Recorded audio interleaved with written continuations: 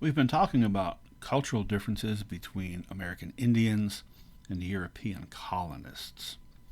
Now, if this if this sort of thing interests you, and it's very interesting, I teach an upper division course called Native Religion. There's when it comes to spirituality, when it comes to religion, it's just like, language, other parts of culture. Every specific tribe and group had their own unique and distinct approach to things, but there were some elements that many of them had in common, or in some cases, almost or virtually all of them had in common. Now, that approach that they took was frequently, like a lot of the stuff we've talked about, misunderstood by Europeans and continues to be so. I remember when I was a graduate student, I was sitting in on a class of one of my professors. It wasn't my class, he was teaching undergrads, uh, basically the class that I'm teaching right now. And this particular professor did not have a background in American Indian studies. Now, he was a brilliant professor that I admired greatly, but he didn't have a very accurate understanding of Native culture. And what I'm getting at was I was sitting there and I heard him tell the students that one of the reasons the European colonists couldn't identify with Native Americans is because Native Americans worshipped trees. Well, I can't think of any instance of Native people literally worshiping trees. They had, and in many cases still have, a prayerful attitude about nature. Doesn't mean that they are worshiping literal objects of nature. So that's the kind of misunderstanding that can lead to minimizing the spiritual experience of Native people. I don't know if any of you've ever seen the TV series that used to be on HBO, The Western Deadwood. If you haven't, you should because it's very good. But one of the things in it that pertains to what we're talking about here, it was set in the 1870s in Dakota Territory, is that some of the white characters referred to Indians as dirt worshippers. So it's the same that same kind of thing, and unfortunately, that type of misunderstanding is still prevalent. Now, I said that there's things that virtually everyone had in common. One is the idea of one overarching creator spirit. Now, how that creator spirit was described or approached or visualized, that might differ from tribe to tribe. Among some among some tribes, like the Iroquois, for example, the creator spirit is female. Um, Among the Lakota, the Sioux, and the Northern Plains, just to give you an idea of what I'm talking about, their word for the creator is Wakantanka. Now, Wakan means sacred, but it can also mean mysterious, and Tonka means big. So that word was mistranslated by Americans as Great Spirit, but that's not literally what it means. What it means literally is big mystery, great mystery. That's how they viewed the Creator Spirit, something that is beyond the comprehension of mortal humans. They also referred to Wakantanka, the Creator, as Tonkashila, which means grandfather. Now that's a little bit different from the European approach, right, where God is called Father, and the Iroquois approach, where God would be called Mother. In this case, grandfather. Why grandfather? Well, this is true of the Lakotas. It's true of probably most tribes' traditional approach. There's an overarching creator, and then there are other kind of lesser deities, like sub-divine beings. So in the Lakota worldview, you have Tunkashila Wakantanka, the grandfather, and then below that you have Makpia Ate, Father Sky, and Inamaka, Mother Earth. So that's why the Creator is the grandfather, not the father, because life comes, and this is very poetic, life comes when Father Sky makes love to Mother Earth and conceives life. And that's a very poetic type of imagery, but it's also accurate. That's describing photosynthesis, isn't it? So that's where life then comes from. And then among the Lakotas, there's also the concept of Tate Topa, the four winds, or the four directions, each one representing a different power of the universe. And some cultures are even more complex than that. Some cultures are less complex than that. Actually, what I've noticed is that the environment plays a large role in it. In areas where the native people faced a very harsh and rugged environment, like the Arctic, for example, they had to spend most of their time just trying to survive, trying to find enough food to survive. Their cosmology, their spiritual approach, tends to be simpler, more direct, with fewer characters, you might say. And then you have a group like the Pacific Northwest coastal Indians, where they were living in a very lush area where there was plenty of bounty from the sea and from the forested mountains around them. And they had more time to think about religion, and their spiritual approaches were like their culture and their society, more structured and more complex. Anyway, point is, the idea of an overarching creator and other spirit beings exists, throughout native culture. Now, when the European colonists first encountered Native Americans, of course, they viewed them as savages, barbarians, uncivilized, pagan, heathen, etc. And many early Europeans said that, from what they could tell, Indians had no religion at all.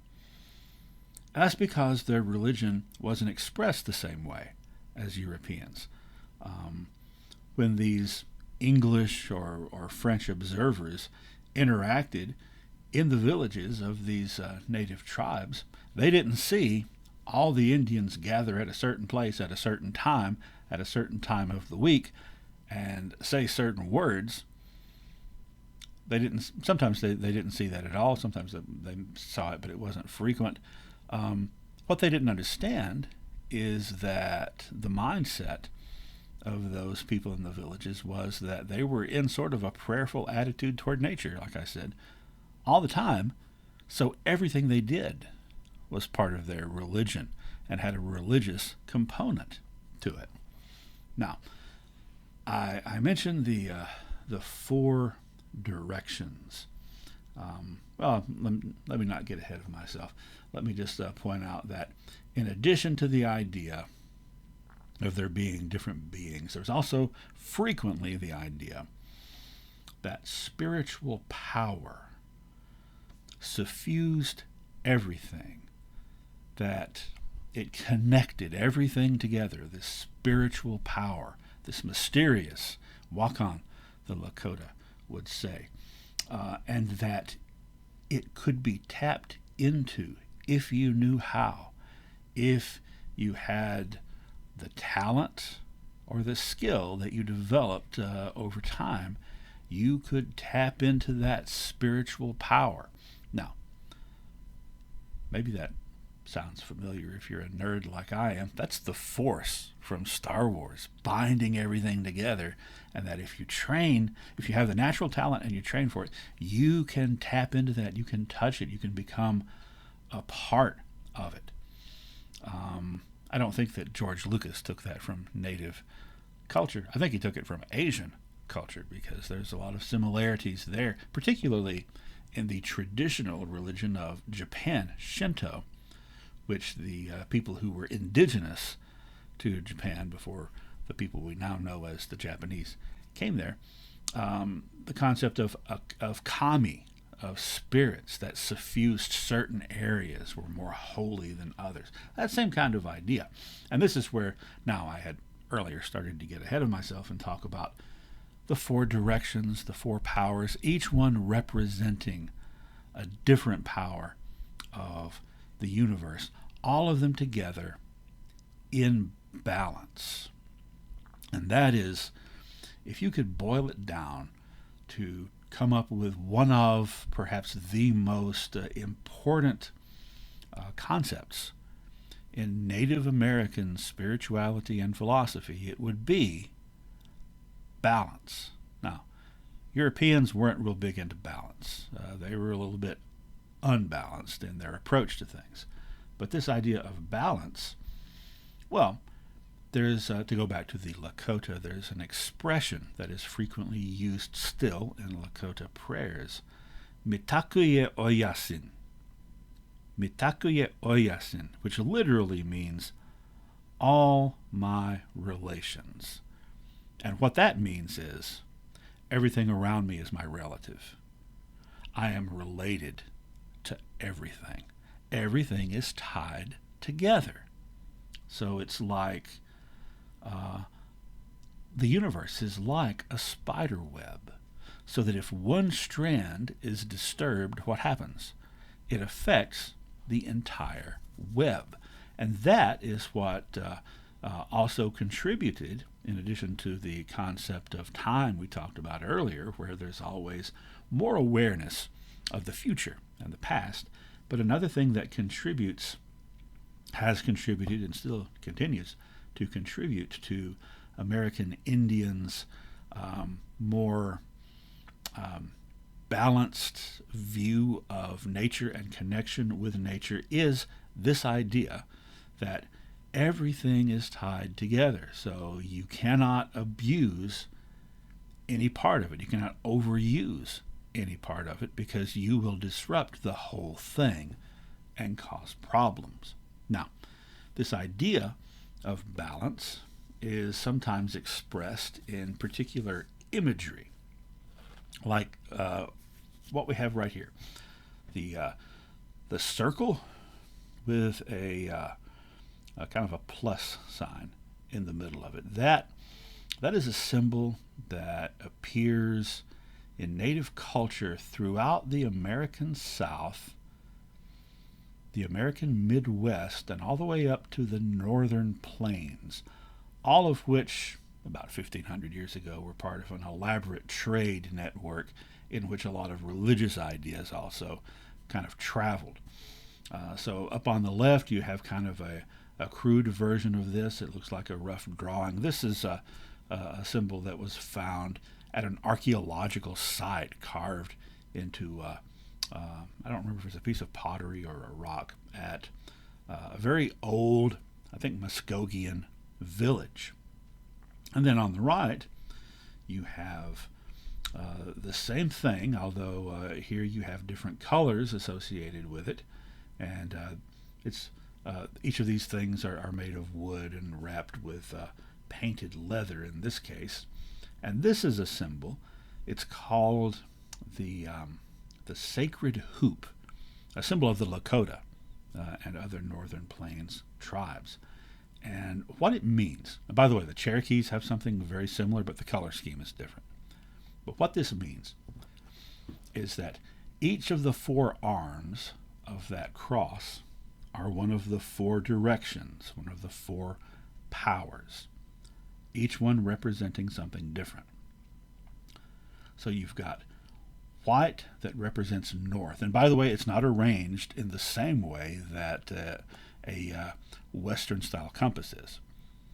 Anyway, you've got the white that represents north, which represents purity and peace. So if you think of a fresh snowfall in the forest. That's what I think of when when I think about the meaning of this white arm. Everything is so soft. Sound is muffled. It's peaceful. It's pure. The yellow represents the south. So the white is north. Yellow is south. North, white represents peace, purity, calm. South, yellow represents health. Health and physical and material well-being. Red represents the east, and that stands for wisdom. And then the other color, which sometimes is solid black, sometimes it's a navy blue, and to the Lakotas traditionally that was the same color. It was just different shades of the same color. That represents the west, which in Lakota cosmology is the home of the thunder beings who bring you spiritual power. So the west represents spiritual power. Now, if you wanted spiritual power, you would go out and pray in the direction of the west. And if you did it during a thunderstorm, then your odds of getting that power would be greater because the thunder spirits were speaking to you.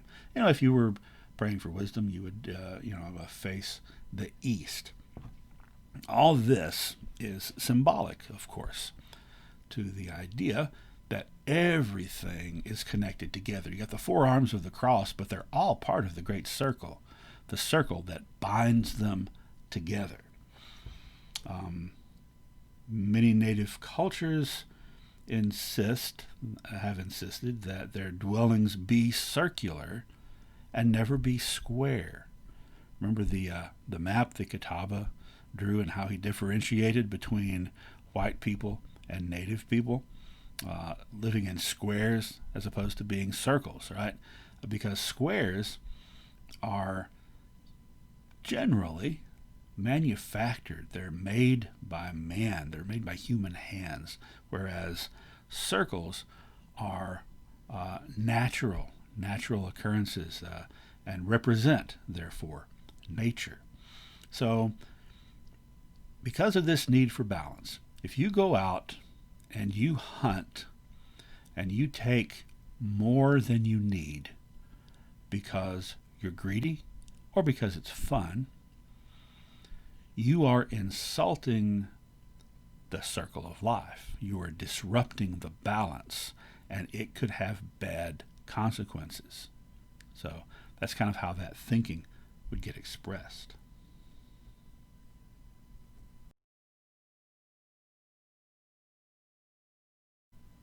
Another spiritual activity that you will find among virtually all native cultures is the vision quest, which is exactly what it sounds like when you go off seeking a vision, where you go off seeking a revelation from the spirit world, some kind of message or explanation for you for your problems, to answer a particular question, or just to give you general guidance. Now, sometimes in some cultures this would be a public event where there would be a ceremony that the whole village would be a part of for maybe just one particular person or 3 or 4 people. Like, for example, the sun dance of the Plains tribes. And then on other occasions, it is a very solitary thing in which one person goes off alone to try to find this spiritual message. And there are several common elements. Now, one of them is that you would seek a high place, go way up on a mountain, maybe up on a cliff. And that's because you're closer to the heavens that way. By the way, that's why eagles are sacred to many native cultures, because eagles fly the highest of all the birds and are therefore closest to heaven and therefore more sacred. So go up on a high place, or maybe go to a place next to running water, because that is generally considered to have strong spiritual powers. And a lot of times This would involve maybe fasting, depriving yourself for a time period of food and maybe also of water and maybe also of sleep and of perhaps chanting and dancing and exposing yourself basically to physical privation. Now, the sun dance is an extreme version of this, in which the participant has these skewers stuck through their chest muscles that have leather thongs attached to the skewers, and then they haul you up by your chest muscles and let you dangle until either you get a vision or your skin breaks and you fall. Um, that sounds like an unpleasant experience, and I'm sure it is. But if it sounds kind of weird and you're coming from a Western or a European or a Christian framework, bear in mind that monks, Catholic monks in the Middle Ages and later, would frequently beat themselves. Um, Mystics, even like in biblical times in the New Testament, people like the Essenes, people like John the Baptist living out in the desert and depriving themselves so as to more easily facilitate a frame of mind that is receptive to spiritual messages. Now, this differs also in culture, from culture to culture, as to who and when this is done. In some cultures, um, it is a coming of age ritual. When you are at the age that you are about to enter adulthood, then you are required to go off alone and do one of these things to get a message that's going to tell you the course of your life. In other cases, it may just be that you have a perplexing problem, you have a difficulty, and you want an answer to it. So you just go and seek that answer from the spirit world. All right, another thing that is virtually ubiquitous, you see it almost everywhere, not quite, but almost, is the sweat lodge. And this is where there's this circular little structure is built. It's usually a temporary structure, but not always. Sometimes there are permanent ones. And you build a fire outside the structure and you put stones, big stones, in that fire for like 2 or 3 hours until the stones get red hot. And inside the structure, there's a pit. And you move those red hot stones, not by hand, and you put them in that pit inside, and you close the door, and then the person conducting the ceremony has basically a bucket of water with a dipper, like a gourd dipper, and they pour water on the red hot stones, and you're inside the structure with the door closed. So what do you have? A sauna, basically. And this opens up your pores, but it also is meant to open up your mind, open up your spirit, and make you more receptive.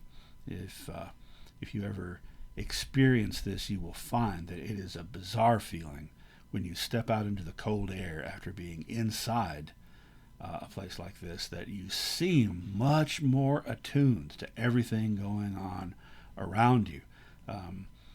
And this would be used, it's a purification ritual, it's to purify you. So you might just do this just because you want to be purified. But in a lot of cultures, any other important ritual or ceremony that you're going to do, you have to do this first because you have to purify yourself. Now, I said virtually everyone had this. Some tribes did not originally or traditionally, like the Cherokees, but eventually adopted it and started using it after interacting with other tribes that did. And these are still done today.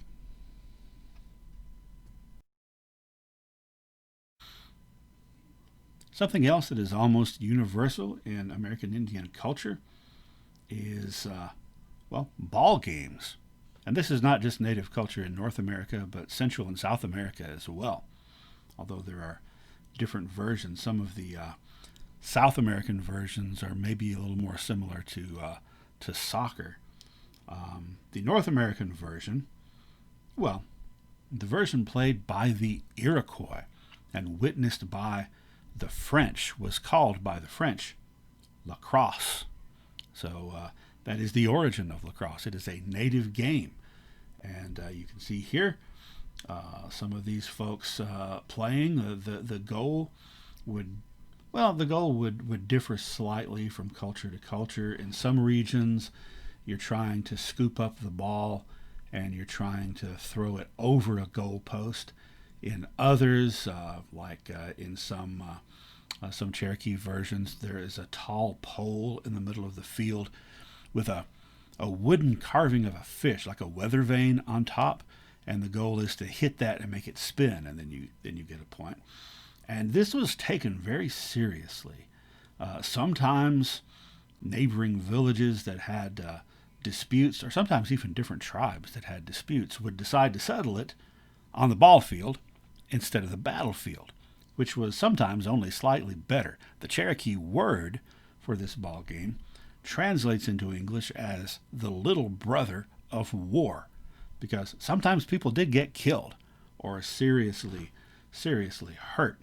And I'm mentioning this now in this discussion of spirituality because there's a strong spiritual element to this. It's not just a game, but the playing of the game itself is a ceremony, and it was a very important ceremony.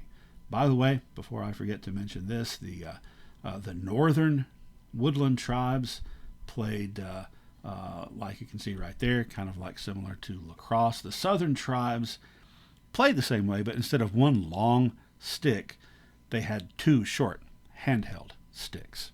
And it's still played today around the country on reservations. I have watched games of the semifinals stickball Cherokee tournament over in North Carolina. It is still pretty rough. By the way, the Iroquois, who they didn't actually invent the game, but they're the ones who first introduced it to Europeans. They field a team in global competition in lacrosse, and the Iroquois League team usually finishes near the top because they know how to play this game. Now, I said it was taken very seriously. Here's how seriously it was taken in the South among Southern tribes. If you had murdered somebody and were therefore subject to execution, if there was a ball game coming up, you got an extension because you got to go to the ball game, right? We're talking about Southern Indians here, after all. And, well, ball games are still like a religion in the South, aren't they? Well, by the way, before I move on, one thing I want to mention about this. Almost every culture did it, and it played a really prominent role in every culture that did. But you never see this in movies about Native Americans. Never. I can think of only a couple of examples when I've seen this portrayed on film in a fictional story. The movie Last of the Mohicans. As they're going into a village, you see some guys off to the side playing, just kind of part of the background. And there was an episode of Hell on Wheels a few years ago that centered on a very brutal game of this sort. All right, finally, in discussing spirituality, it's important to mention the fact that most tribes had the concept of some places being more sacred than others. Some places playing a very prominent role in that tribe's sense of self, in their sense of identity. Now, despite the fact that none of them had the concept that they owned the ground in these areas, they would have strong attachments frequently to certain areas. And I have here a couple of examples. In the upper left, that is what's left of an ancient mound called Naniwea, which is near Philadelphia, Mississippi, and still is, a very, very sacred site, probably the most sacred site to the Choctaw Indians, although, they were removed in the Trail of Tears. 90% of them, the 10% who stayed behind, were not allowed access to this mound. It became the private property of some white guy who used it in his farm. But it is, I think it's a state park now. But it's important to the Choctaws because they believed that this was the site through which human beings first came up from the underworld to live on the surface of the world. And this is, by the way, a fairly common concept across North America, that humans had a subterranean existence, humans and other creatures, and that they had come up into the world as we know it. Now, the Choctaws believed that several different tribes of humans came up from this spot, that the Cherokees came up and then they moved far to the east, and then the Creeks or Muskogees came up and they moved far to the southeast, and then the Choctaws came up after those other tribes. But Choctaws love their mother, the earth, much more than those other tribes do, so they stayed right there with their mother, Naniwea. On the lower right, that spot is in South Dakota, near the Black Hills. It's called Bear Butte, and it is a very sacred site to the Cheyenne people. Now, the Black Hills are sacred to several different tribes. This butte in particular has special significance to the Cheyenne because they believe that their great spiritual leader hundreds of years ago, named Sweet Medicine, went inside this butte and there met the gods who gifted him with the sacred bundles, including the bundle of arrows that is still the symbol of the Cheyenne. Now, the Black Hills were taken from Native peoples in the 1870s, so that's something to think about when we think about tribes being confined to reservations, or sometimes removed to whole other regions other than where they are from. From a Western perspective, we think about, they lost the land. They lost the ownership of the land. That's terrible, but they didn't even think they owned it. They lost access to their sacred places. And for many, like the Choctaws, there was a Choctaw leader during the Trail of Tears who said, this land is where our parents and grandparents and great-grandparents and great-grandparents, where their bones rest, and it is our sacred duty to take care of them, and now we can't. So that was very tragic for those peoples. All right. Well, those are some of the kind of common religious or spiritual themes that run throughout North American tribes that tend to be different from Europeans. Next, we're going to look more closely at that principle of balance and see ways in which that played out in everyday life for Native peoples, and again, how that's going to set up conflict.